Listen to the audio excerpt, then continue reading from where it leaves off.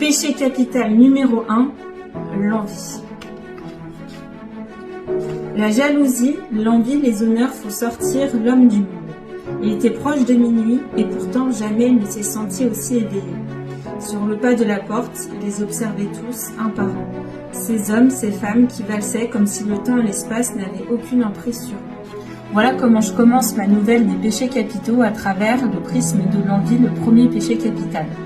Alors, l'envie, selon le petit Robert, c'est un péché capital qui va être teinté à la fois d'irritabilité, de désir, de haine par la personne, qui va être saisie par l'envie, vouloir convoiter un bien qu'elle n'a pas.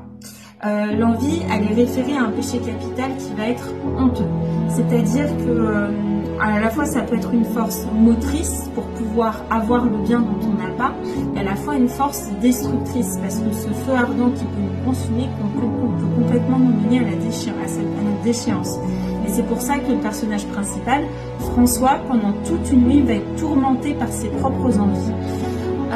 Ensuite, l'envie va être relié à un système de récompense qui va activer donc, le cortex singulaire au sein de notre esprit et va activer donc, de la dopamine. Et c'est pour ça qu'on dit que les réseaux sociaux, c'est l'apothéose de l'envie, parce qu'on ne cesse de se comparer et on ne cesse justement de créer cette envie en permanence.